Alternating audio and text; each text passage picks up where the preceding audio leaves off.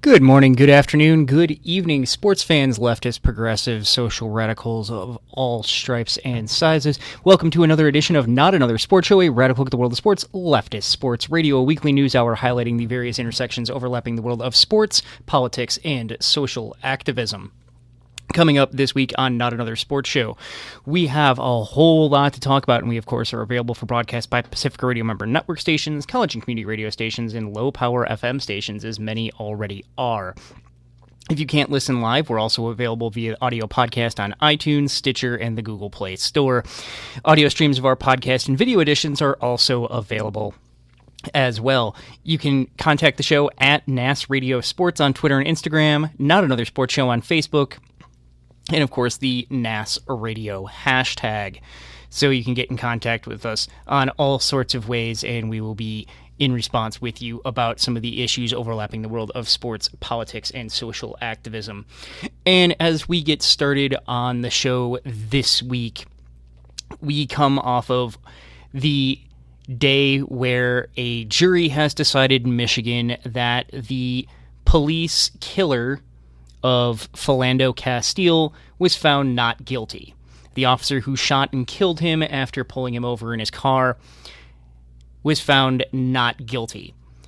And Philando Castile, say his name, Philando Castile. It's really tiring to see the impunity, the lack of accountability when people are killed by the police. It's on videotape, and there's still mistrials, or there's still not guilty verdicts happening, and it's on tape. It's very specifically on tape happening, and people finding ways to avoid real accountability and providing officers with impunity for their behavior. It's disturbing, it's enraging, and it's frightening to be able to come on the air and say a phrase like, "Remember when that cop killed that black guy? No, not that one, the other one. No, not that one, the other one. No, not that one, the other one. No, not that one, the other one." And that we could sit here and we could do that for quite an extensive period of time. We could sit here on air and do that over and over and over and over again, and continue to be naming off new cases. And in hearing all the discussions that happen of all the different reasons why there shouldn't be accountability for the police officers, why there shouldn't be accountability for the people that we've asked to enforce these laws, is thoroughly disturbing and frightening that people keep trying to find excuses, keep finding ways to try to ensure that there's a lack of accountability, there's a lack of real meaningful change on these issues. And in this particular case, part of the issue was that Philando Castile was armed. He had a license to open carry. He had the ability to legally open carry. He notified the officer that he was legally opening carrying. And as a pro-gun leftist, yes, there are pro-gun leftists, we exist, the silence of the guns rights groups and the NRA is unsurprising, and it's deafening.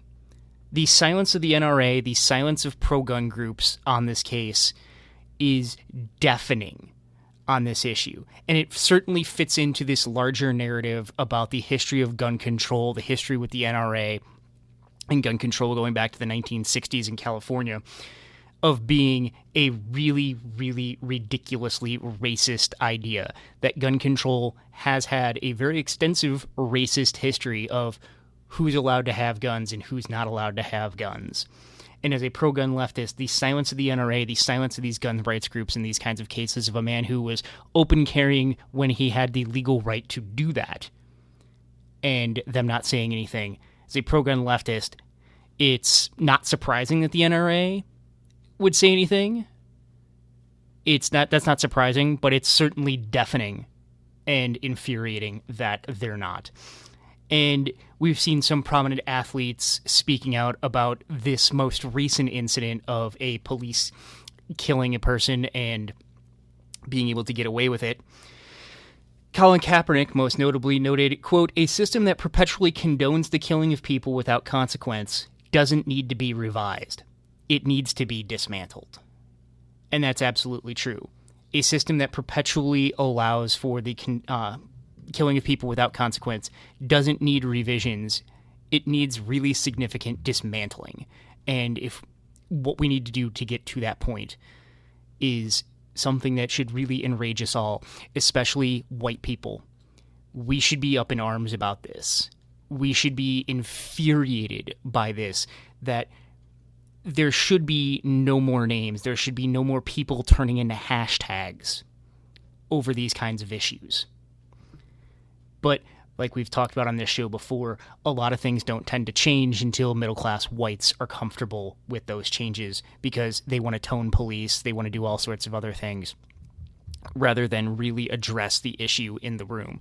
And we've seen that with the protest of Colin Kaepernick, the now free agent quarterback, but during his time last season with the San Francisco 49ers, taking a knee during the national anthem, talking about this exact issue, the impunity of police officers to kill and be able to get away with it, the lack of accountability for police officers to kill and be able to get away with it. That's what we've been talking about with this protest, and in all the things that people brought up about Colin Kaepernick. They never wanted to address that one substantive issue. They never wanted to address that one very substantive matter, and it's one that we're going to get into this week, talking some NFL news.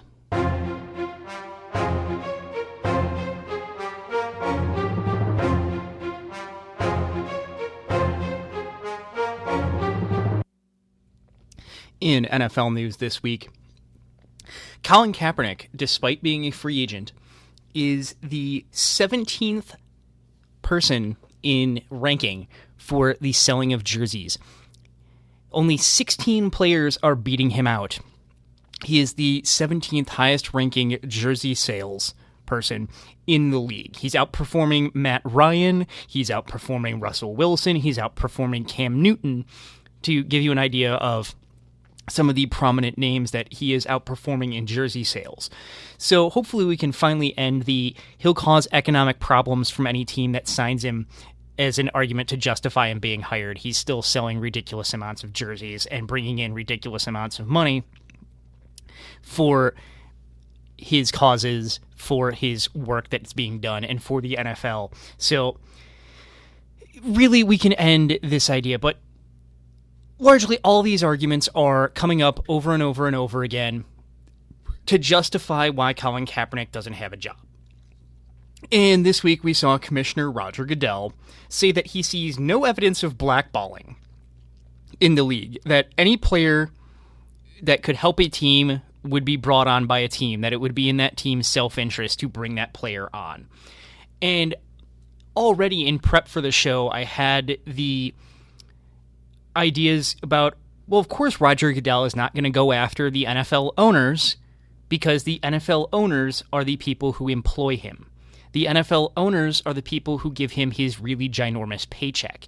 He is in the pocket of the NFL owners, so he is not going to say something that is going to wrangle the feathers and put a bee in the bonnet and whatever other kind of colloquialisms you want to use to make the owners mad. He's not going to do that. He's not going to be really incentivized to want to do that because they're the ones who pay him. They're the ones who decide if he is going to continue to be employed by them. They're the ones that make that decision. So it's very much in his interest to not make his constituency mad. And it also started rumbling around in my head, that sounds really like Judge Kennesaw Mountain Landis going back into the 1940s. The then commissioner of Major League Baseball, who talked about the gentleman's agreement to enforce the color line. And as Professor Lewis Moore noted just as before we went on this show, this really does read like Kennesaw Mountain Landis's arguments about the gentleman's agreement about the color line. That essentially it was the same kind of ideas, that any team that wanted to bring in players that would help could do so because there was no official rule blackballing black players or players of color. That there was no official rule on the books saying that, but there was the gentleman's agreement that it all wouldn't happen. And he starts citing documents from the 1940s, really highlighting this case, that this does read of something that happened in the history. You know, I know last week we talked about, was this Mike Schmidt making recent comments, or was it Alvin Dark in the 1960s and harkening back to some bygone eras of reactionary politics? But this is, again, harkening back to these bygone eras of reactionary politics, because instead of really addressing what Kaepernick did during his symbolic protest, people have found all sorts of things of putting their proverbial fingers in their ears and yelling la la la la la la la, rather than engaging with what he had to say. And if you engage with what he had to say, it's really defending the indefensible at that point. When you engage with what he has to say, you can't defend an indefensible point, which is the impunity of police officers to kill people, primarily people of color, and get away with it. That there's no accountability for that. And what really needs to be happening, that we'd rather be like, stick to sports, stick to sports. That we don't want people protesting violently. Okay, fine, he took a knee. Well, we don't want people protesting non-violently either. They get mad either way. That they're getting mad just about every kind of way that people of color are asking and demanding, hey, perhaps you take the proverbial foot off our neck. So Colin Kaepernick, still unsurprising that he's not hired, largely because of his politics. It's not really due to any of his football acumen, that he does have the skill, he does have the ability to be a part of the NFL, and especially when you see some of the other people being hired by the NFL, that this is largely the reactionary owners taking their political stand here, even though Commissioner Roger Goodell says that there's no official blackballing happening. It's probably just the gentleman's agreement. We're going to switch over to some baseball news and talk about, quote-unquote, America's greatest baseball team. You know, with the best fans in baseball, quote-unquote, the St. Louis Cardinals. This week in baseball news.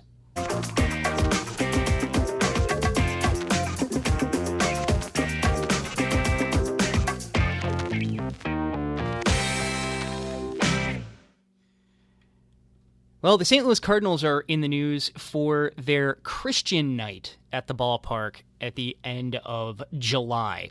That they're bringing back former player Lance Berkman. And Lance Berkman is not only famous for playing for the Houston Astros, playing for the St. Louis Cardinals, he's also noted for being an overt toilet warrior. And yes, he tries to make sure that certain people aren't able to go to a public restroom as a toilet warrior. He's very much encouraged to fight that fight of the small government conservatives trying to monitor which people go to what bathroom. He's a noted transphobe. He's been a vocal shill for a ordinance in Houston which was voted down, which would have protected LGBT people from legal discrimination, including letting people go to the restroom that when they need to go to the restroom. He, of course, couched all of this in saying that he had younger daughters and that he didn't want a man saying, "Oh, today I feel like a woman," and going into the bathroom.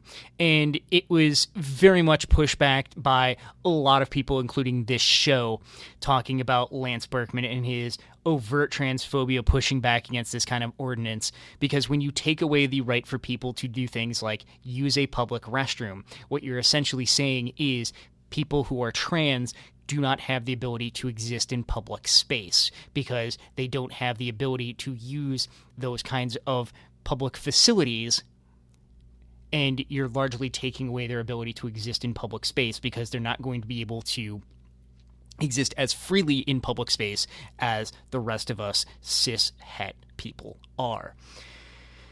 Lance Berkman's also said, quote, "To me, tolerance is the virtue that's killing this country," close quote. Out of all the things that are happening, we've got the rise in neo-Nazi movements, we've got the rise in white supremacist movements, we've got children being made fun of and yelled at schools for being Latino, for being a member of Islam being Muslim, Islamophobic attacks, people being killed on buses for trying to intervene about Islamophobic attacks. We have that happening, and Lance Berkman's going to sit up here and start saying tolerance is the virtue that's killing this country. No, it's white supremacy, militarized, weaponized white supremacy is the one that's killing this country. The idea that police can get away with the impunity of killing people and not facing any kind of accountability for it is what's killing this country. The Pride Center of St. Louis called Lance Berkman a, quote, individual whose words and actions towards the LGBT community are divisive and demeaning, close quote.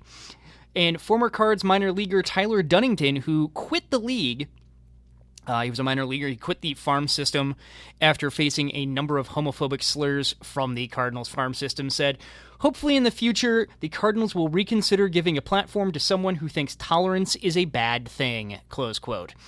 And that's the issue. They can have Christian night just like they can have Pride night, just like they can have, bring your dog to the ballpark night. There's all sorts of different promotions.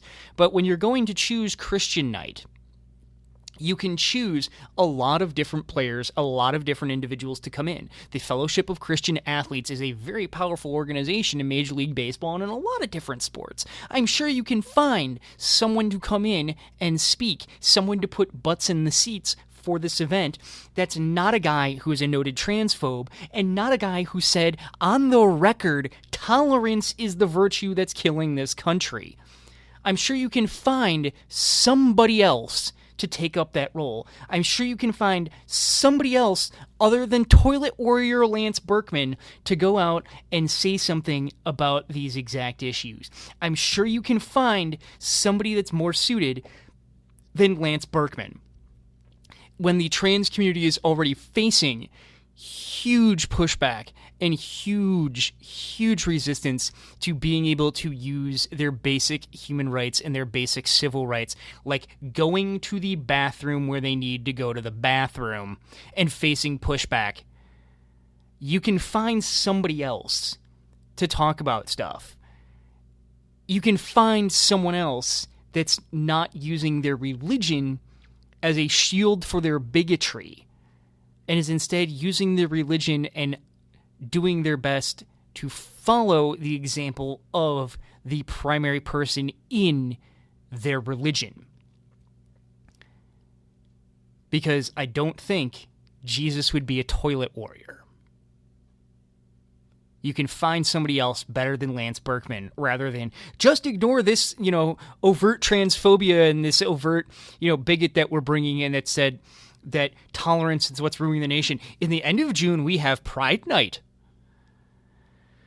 Stop shilling for Pride Night. Stop shilling for, Lance Berkman and trying to defend it by saying you have other events that are available. You can find someone else that's better than Lance Berkman to speak at this event. You can find someone that's certainly better than Lance Berkman to speak.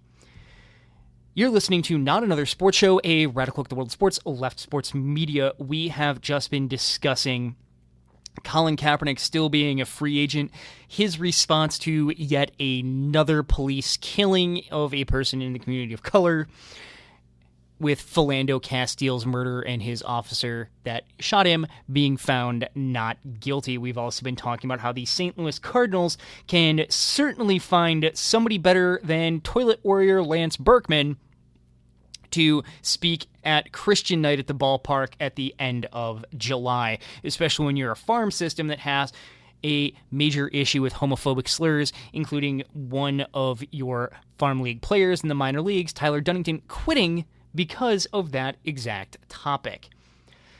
Coming up on Not Another Sports Show, a radical look at the world of sports, left sports media, we are going to be talking a lot of basketball news, with the idea of respectability politics, the potentiality that Golden State may avoid going to the White House, as well as some big NBA news, leading pioneers again on a number of issues in the WNBA. And so we're going to get right into that, talking some NBA and WNBA basketball news.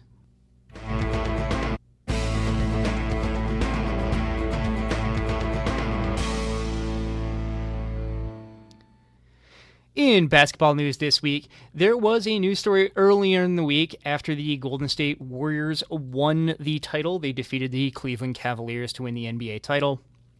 There was a story that the Warriors would not visit the White House, that due to the fact that Donald Trump is the current president, they were going to choose not to visit the White House. After that story came out, they then announced that no formal decision has made by the team, that they're still going to talk about it, but a few prominent players, including Steph Curry, had the following to say. Quote, "Somebody asked me a couple of months ago, like a hypothetical, if the championship were to happen, would I do it? And I think I answered I wouldn't go. I still feel like that today." So Steph Curry on the record as of the current moment that he would not go to the White House. Andre Iguodala was asked if he wanted to attend any kind of White House festivities, meeting the president, having his picture taken. His response was simple, quote, "Hell nah," close quote.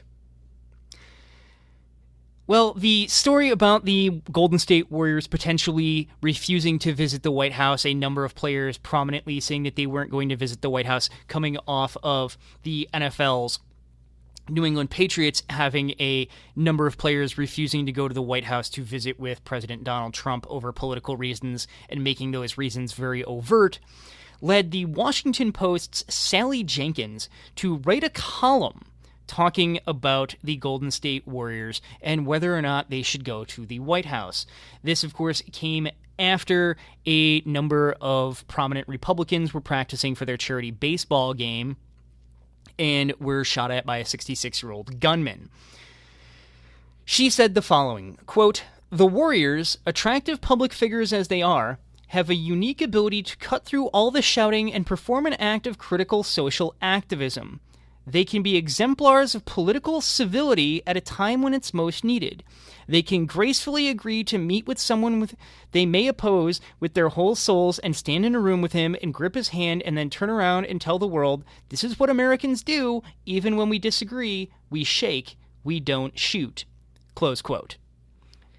First thing, how do you conflate an act of political violence, which was that shooting that took place, and players refusing to go to the White House?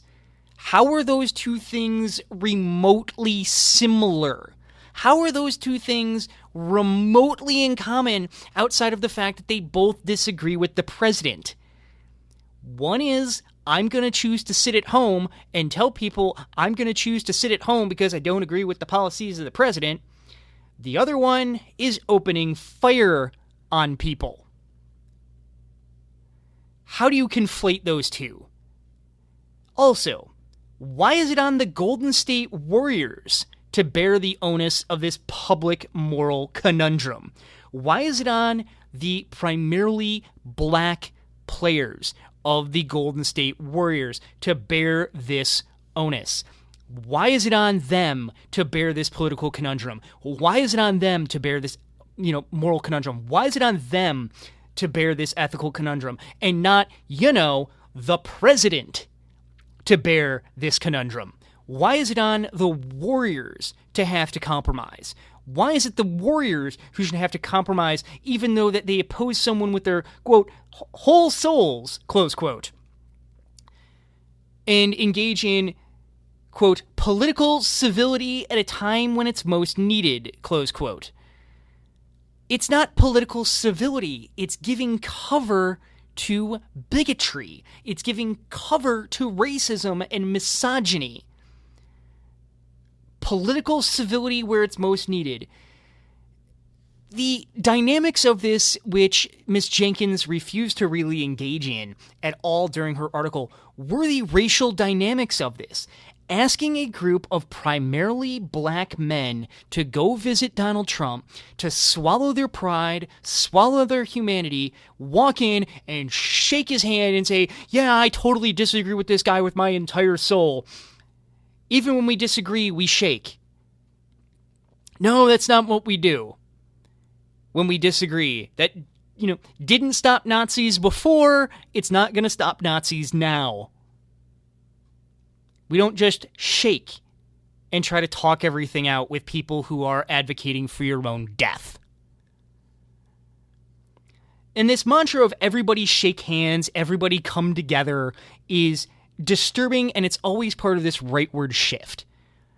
That when two well-intentioned groups or two well-intentioned people who both have an interest in wanting to solve a problem in a restorative fashion can do that, it's perfectly awesome. That works so well when both parties want to be involved in it, when both parties want to be involved in that, when both parties are interested in that. When we have an issue where a party is not that interested in it, it's always this rightward shift that the compromises have to come from the left. The compromises have to come from the political left. That we're always the ones who have to compromise and give up some of what we want. And even though it's someone we, quote, oppose with our whole souls, to stand in a room with him and grip his hand.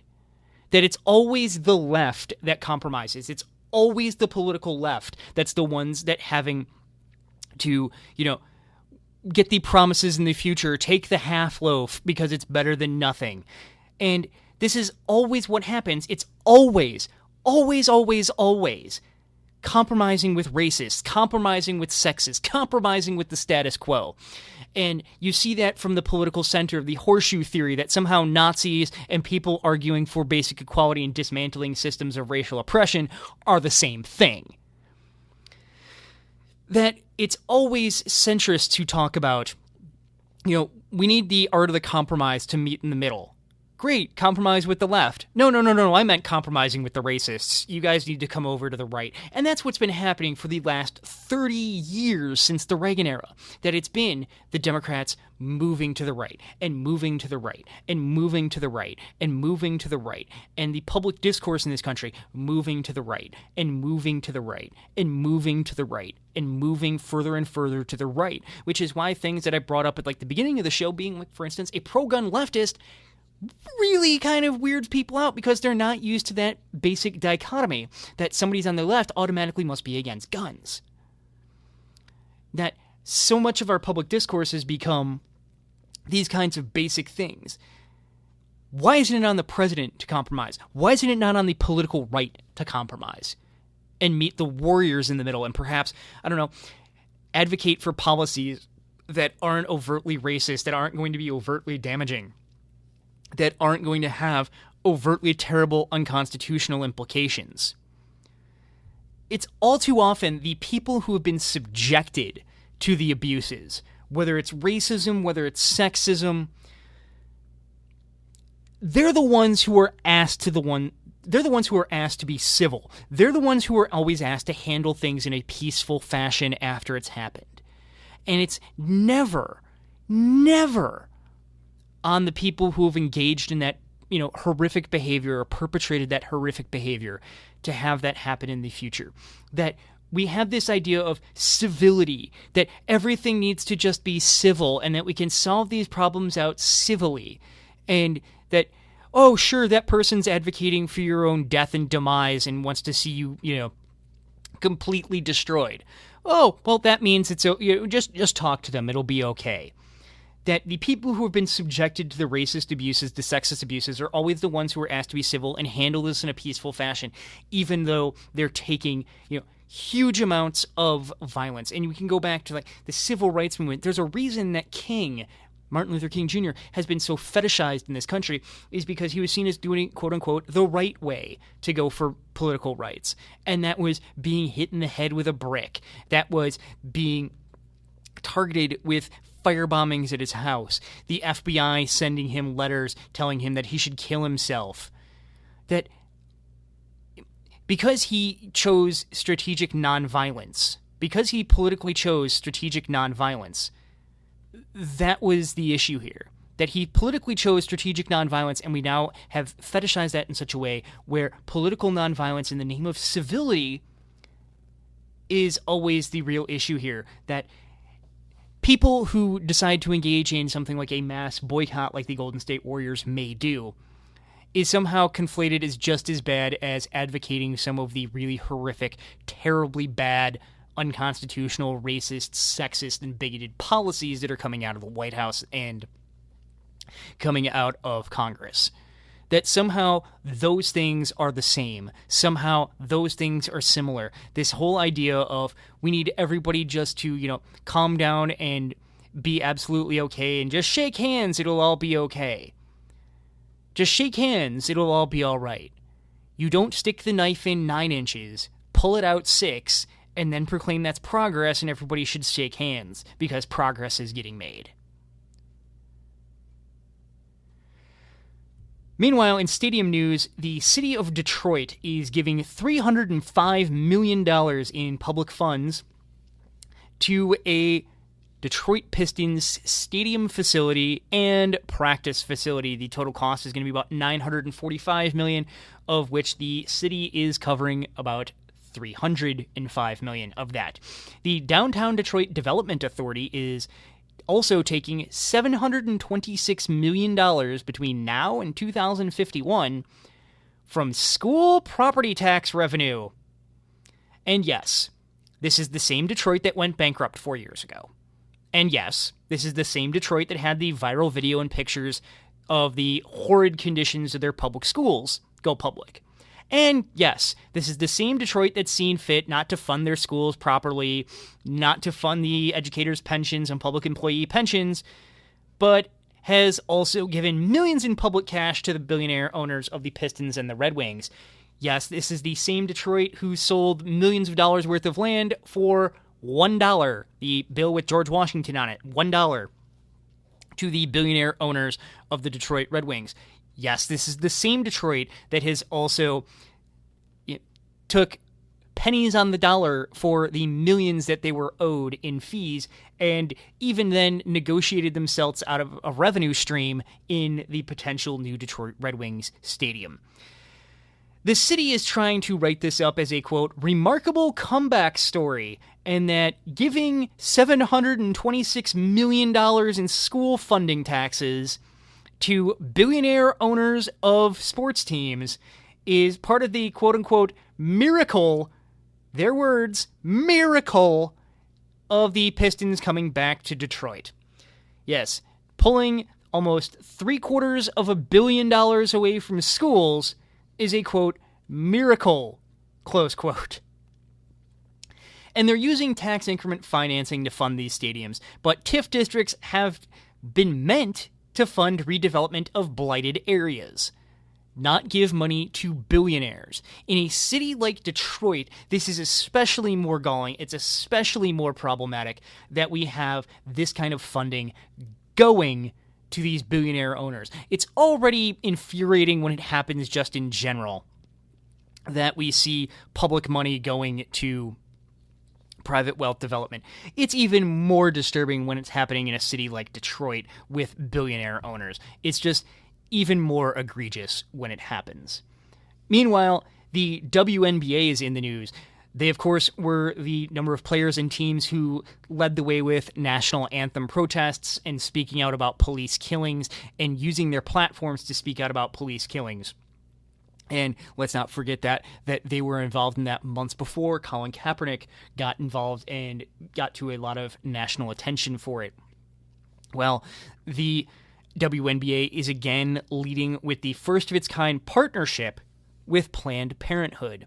On July 18th, the Seattle Storm will hold a Stand with Planned Parenthood rally before their game against the Chicago Sky. There will also be an auction with player merchandise, and the money from that auction being given to benefit the healthcare group Planned Parenthood, and $5 of every ticket will also be donated to Planned Parenthood.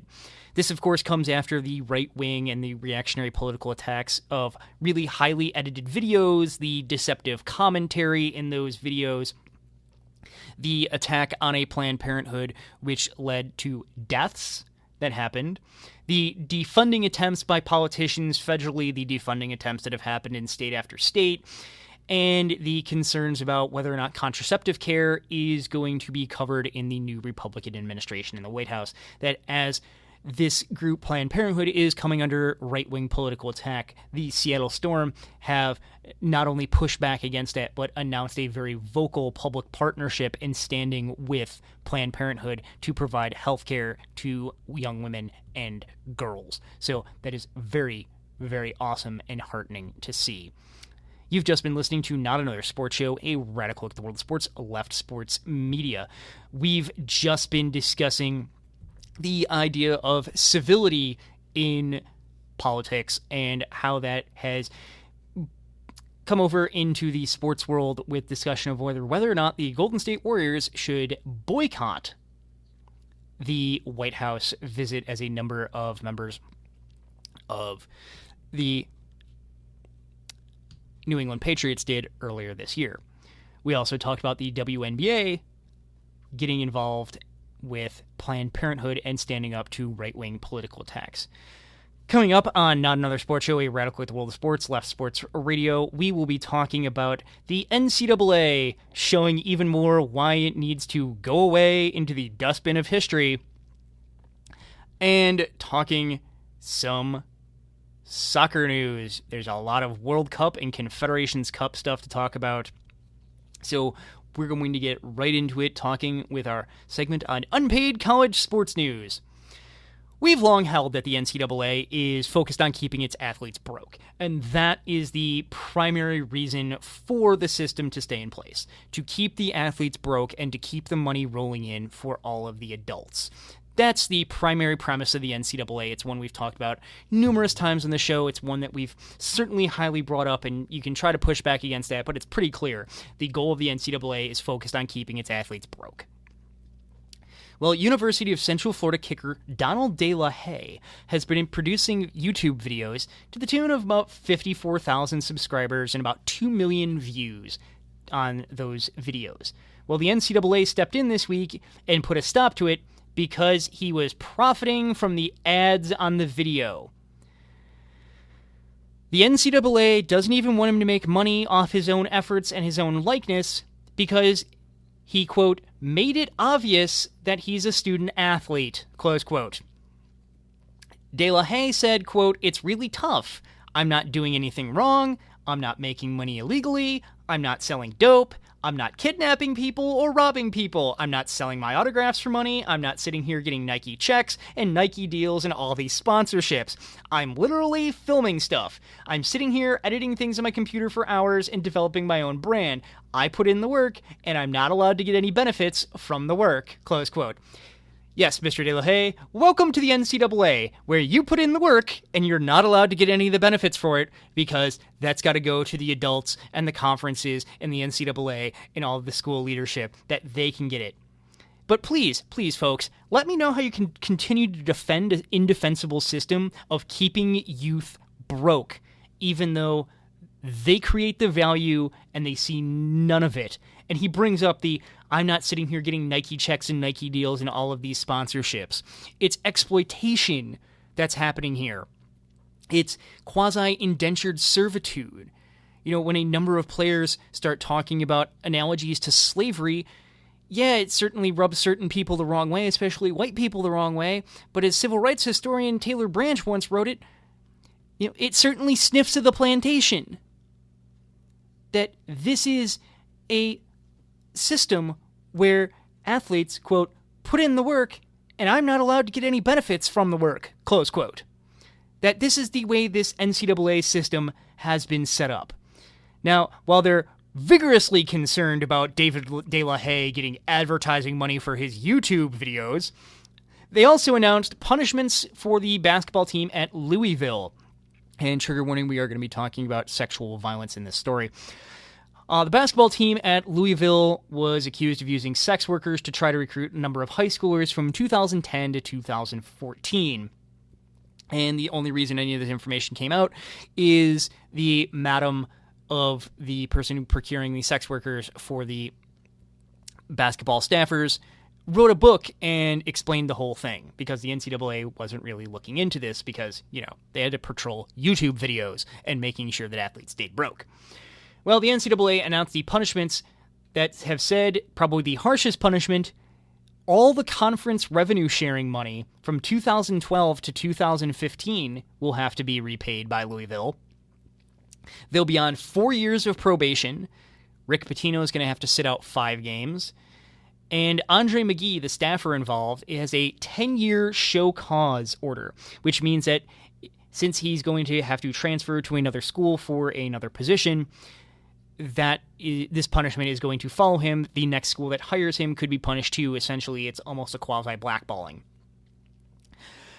They also have to vacate their wins from December 2010 to July 2014. Yes, we must all collectively forget that they were in the Final Four in 2012. We must all collectively forget that they won the national championship in 2013.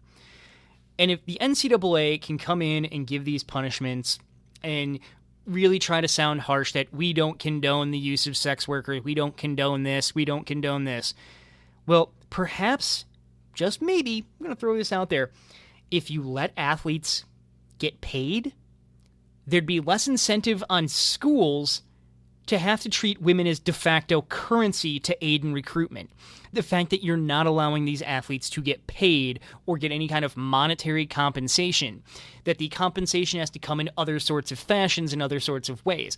And so you see that with a lot of the facilities that get built, a lot of the facilities that get put up, hey, we got the newest Xbox, we got the newest, PlayStation, we've got all of this, massive exercise equipment, that you build these exercise and leisure facilities to try to really interest players in wanting to come play for you, and that you've also roped women getting used in that way on way too many college campuses. That you've roped women into that too, that women have gone from being actual people at the university to just another product to aid in recruitment, that they've gone to a kind of de facto currency, something to be given to the players in lieu of money. Perhaps if you let these athletes get paid, we would have less of these kinds of problems involving exploitation of women on campus as well. But please tell me that the NCAA is doing, valuable things for students on campus. And to continue on this train, the transfers of students, the NCAA stepping in and, not really saying very much about any of this, because we got to keep the kids broke. That's what we're really caring about. We got to keep the kids broke. A recent story involved Kansas State football's head coach blocking player Corey Sutton's attempt to transfer to 35 different schools because he no longer wanted to play Kansas State football. He attempted to transfer to 35 different schools and was prevented on each one of them. And it only happened that he was allowed to go after Kansas State had video of their head coach, Bill Snyder, saying, quote, "It doesn't make sense to not try to prevent. If you're a number 2, you probably want to be a number 1. If you have the option to leave, and you have 22 number 2s on your team leaving, you don't have much of a team left," close quote. After the public outrage, after Coach Snyder made a fool out of himself, they finally let him transfer. We saw much the same thing happening with Cameron Johnson, a basketball player at Pitt. He graduated from Pitt in 3 years. He's now wanted to transfer to go to North Carolina for his graduate work. Both the coach and the athletic director told him he can't go to any Atlantic Coast Conference school, which North Carolina's in, or any school that's on their schedule. Meanwhile, both the athletic director and this coach telling him he couldn't freely transfer to the school he wanted to transfer left their schools that they were at under contract and transferred to the school they wanted to go to. So 2 coaches, 2 administrators, essentially, a coach and a athletic director, who freely transferred where they wanted to, under contract, no less, telling Cameron Johnson after he's graduated that he can't freely transfer to where he wanted.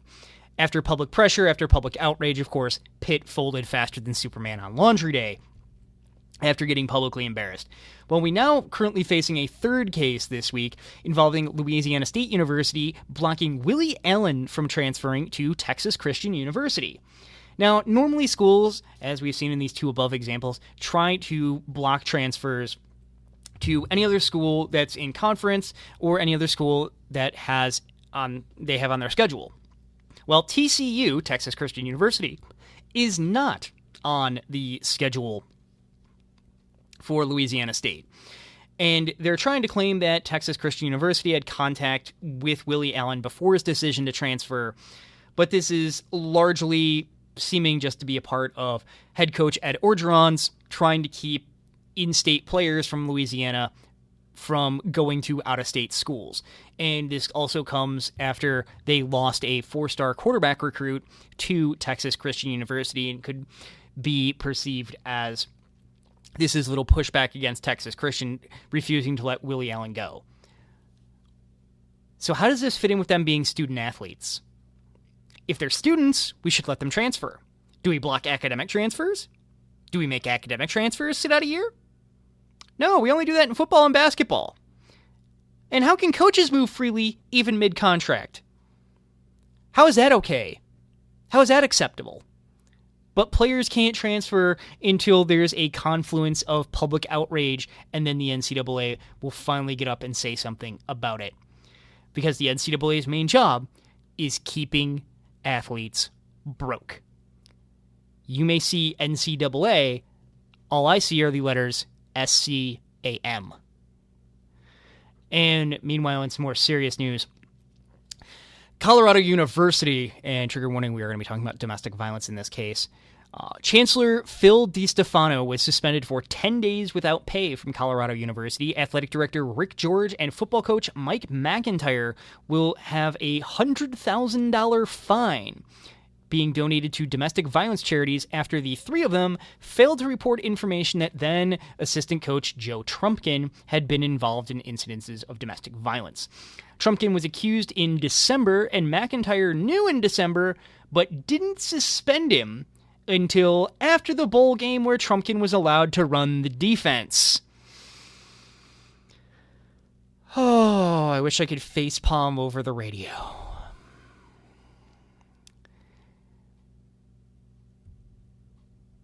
Glad to see they're taking it somewhat seriously. But $100,000 when you're getting paid millions is kind of a drop in the bucket. Hopefully Colorado can take this seriously. Hopefully Colorado can be more involved in this and take this more seriously. Well, coming up, we are going to close out this week's broadcast with our foray into some soccer talk in other sports news.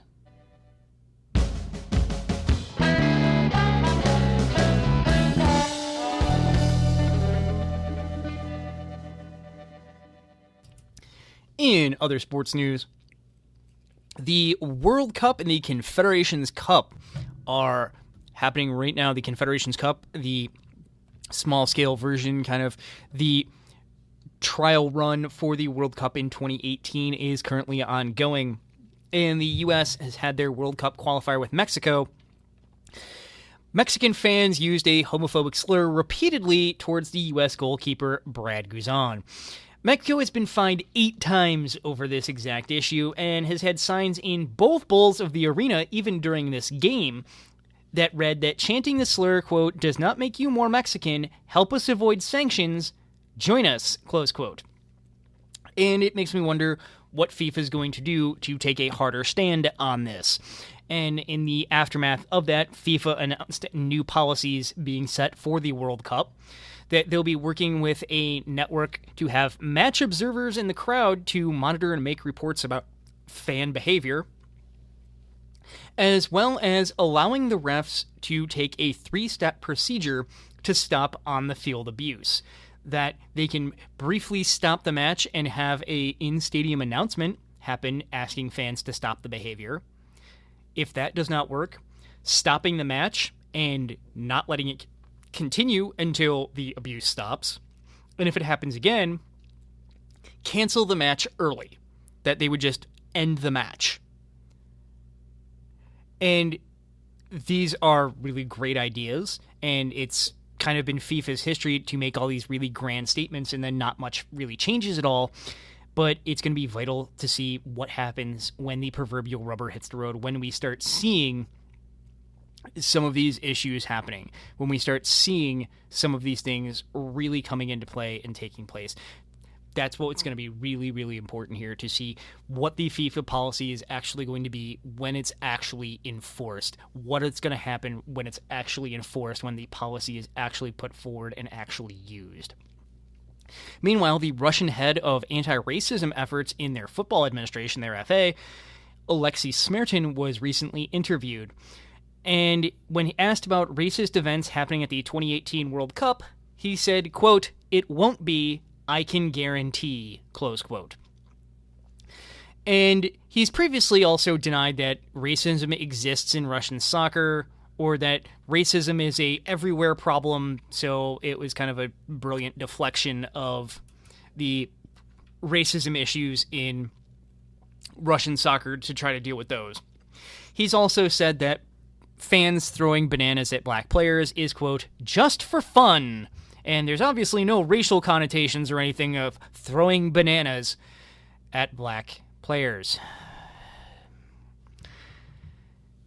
On Monday, Russia announced that they have also arrested an estimated 1,750 people in preparations of the Confederations Cup starting. They arrested almost 2,000 people in advance of the Confederation Cup. That there has also been increased policing, there is increased monitoring happening of communications, there is increased police presence happening at public rail stations with the risk of terrorism, and also the pushback against political protest, that the police must approve any kind of public gathering in or near the 12 host stadiums, both for the Confederations Cup and also for the World Cup. Russian human rights activist Pavel Chikov said, quote, this decree needs to be seen as proclaiming a state of emergency in a certain part of the country for a period of time. The main constitutional rights don't apply, or they apply with certain limitations, close quote. We saw this happen with the Olympics coming to Sochi in 2014. We've also seen this in a number of host cities of these kind of major international events, that they start putting these bubbles around the host locations to keep political protest from happening and to keep the availability of reporters from really seeing big political protest or political demonstrations of resistance to these issues, that the police are now going to have to approve any kind of public gathering to happen, and that's probably not going to be very likely that the police will say yes to a protest action that's going to take place. And any uncertified protests obviously are illegal, and you could face arrest for that. And as we get to the World Cup, I wonder if this will also play part and parcel with what we've seen with a lot of different major international sporting events, the arrests of prominent activists and the arrests of other activists in advance of the event coming, so they will be imprisoned during the time of the event, that they'll be imprisoned during the time that the event is taking place. We also saw news coming out that the 2018 World Cup is ridiculously, stupidly over budget. Initially, when they first bid for the World Cup, they had said that all 12 stadiums would cost them $2.8 billion. That all of them would cost $2.8 billion, which is egregious enough. Well, they're now having issues where one stadium, St. Petersburg Stadium, one of the 12 stadiums, is now costing over $1 billion. And Transparency International says when you count in all the upgrades and infrastructure that needs to happen, this one stadium will cost more than the $2.8 billion that was proposed for all the stadiums. Yes, one stadium is costing more than all 12 in their initial bid, and 11 of the 12 stadiums are at least $100 million over their initial budget. That they are at least $100 million over their initial budgets. We also saw Human Rights Watch, the humanitarian organization, issue a new report about the setup for the 2018 World Cup. In this report, they noted that migrant workers from Tajikistan and Uzbekistan were arrested and subsequently deported for being parts of labor strikes over not getting paid on time and the labor conditions under which they were working when they took action in a strike. They were arrested for engaging in that strike and then subsequently deported. The report also noted, quote, exploitation of construction workers, including not paying wages, delays into the months of paying, and, quote, working in dangerously cold temperatures well below freezing, close quote, to the tune of 13 degrees below zero, and working without the proper weather equipment and the proper safety equipment for work in that kind of weather. We also saw the Building and Woodworkers International Union noting that at least 17 workers died putting these stadiums together for the 2018 World Cup. This report, of course, also comes on the heels of the stories coming out from Josimar and from a lot of the Nordic administrations writing to FIFA about the use of North Korean workers and the fact that these North Korean workers were paid a absolute pittance. They were put in a really horrific working and living conditions, and that they worked with no days off from August until November to put these stadiums together.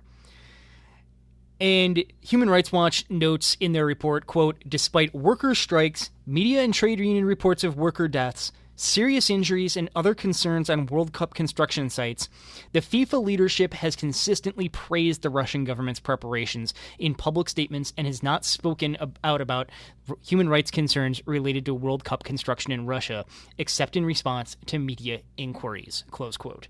And that's largely the problem. When a major organization like FIFA chooses to highlight the fact that they're not going to say anything, and when FIFA comes forward and says, well, we did investigations. Yeah, as the Human Rights Watch report also notes, FIFA's investigations aren't really investigations. They're looks at a really nice Potemkin village, because FIFA notifies the site that they're going to. Yes, FIFA tells them in advance which site they're going to, so it can all be cleaned up and everything looks fantastic. FIFA tells them where they're going in advance and then finds nothing wrong. FIFA can't be that stupid to think that that policy is, functionally going to find anything. FIFA can't be that stupid. It's the lack of accountability. It's the impunity that they can come out and say, we're doing something, when it's really clear, no, you're really not doing anything of value. You're really not doing anything of substance. You're really not providing anything. And we're going to need to continue to build the grassroots work, the leftist political perspective in intersecting with the sporting world, to put pressure on FIFA, to put pressure on the IOC, to start saying things about these issues. Despite the worker strikes, the reports about workers' death and serious injuries and other concerns, FIFA is going to have to start taking responsibility for it. They can't get away with this impunity any further. This has been Not Another Sports Show, a radical look at the world of sports, left sports media, a weekly news hour highlighting the intersections overlapping the world of sports, activism, and radical politics. We are available for broadcast by Pacific Radio member network stations, college and community radio stations, and low-power FM stations. You can check us out at our website, iTunes, Stitcher, the Google Play Store, at NAS Radio Sports, the NAS Radio hashtag, or Not Another Sports Show on Facebook for all of us here at the broadcast. This has been Not Another Sports Show, a radical look at the world of sports, leftist sports media, and we will be back with you next week to talk about the world of sports, politics, and radical activism, and how these things most certainly and definitely intersect, and how we need to continue to build those intersections.